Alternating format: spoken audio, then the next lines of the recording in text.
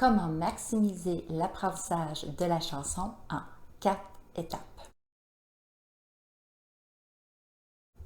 La musicalité des mots fait partie intégrante de nos vies. C'est un langage universel qui nous accompagne, qu'importe nos origines ou notre langue.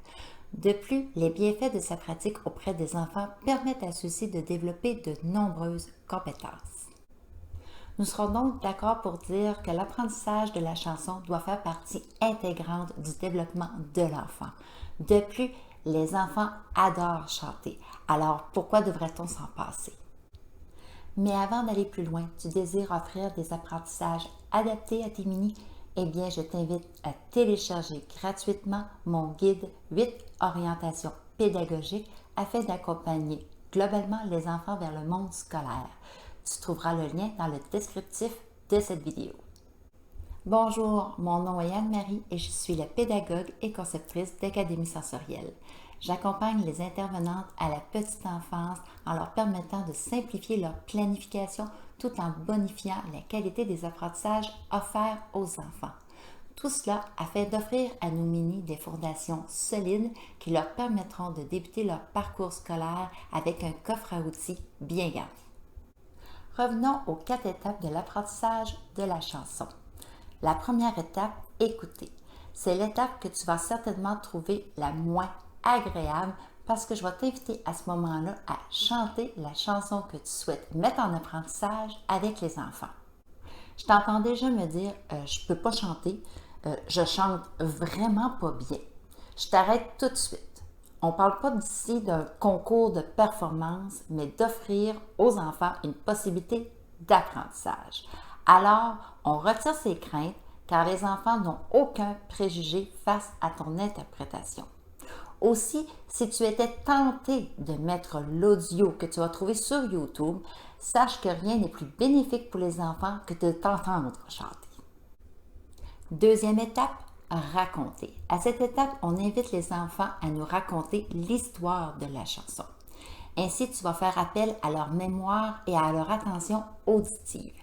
Si leur attention n'a pas été assez grande pendant ton interprétation, à ce moment-là, tu vas devoir reprendre l'étape 1 et recommencer à chanter la chanson. Il va être important à ce moment-là d'inviter les enfants à être plus attentifs. Troisième étape, comprendre. Souvent, les mots ou les expressions utilisées dans les chansons ne sont pas toujours familiers auprès de nos enfants. C'est l'occasion à ce moment-ci de développer et d'encourager les connaissances des enfants en leur expliquant les mots ou les expressions qui sont moins connues. Leur vocabulaire va tout être simplement enrichi de cette façon. Pour te donner un exemple, avec mes minis, j'ai procédé ainsi lors de l'apprentissage de la chanson Meunier tu dors. Ensemble, nous avons identifié les mots moulin et meunier qui étaient à ce moment-là moins connus et qui demandaient à être développés. Cette façon de faire, cette étape permet à ce moment-là d'approfondir des notions linguistiques, mais aussi de développer leur culture générale. La quatrième et dernière étape, apprendre. C'est l'étape qui va te demander le plus de répétition. Pour apprendre une chanson, pas de recette miracle, il faut pratiquer. À cette étape, plusieurs possibilités s'offrent à toi, mais personnellement, afin de rendre l'apprentissage convivial, j'aime bien pratiquer la chanson en laissant des trous que les enfants doivent remplir.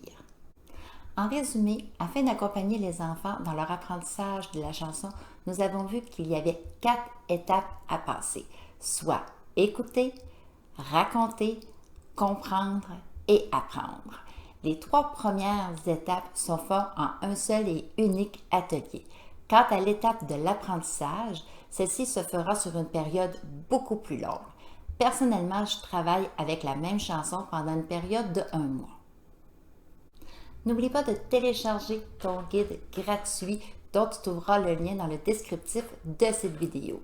Aussi, pourquoi ne pas en profiter pour t'abonner à la chaîne et activer la petite cloche et pourquoi pas me laisser un petit pouce en l'air ou un commentaire. Sur ce, je te souhaite de passer une excellente journée et on se revoit très bientôt. Au revoir.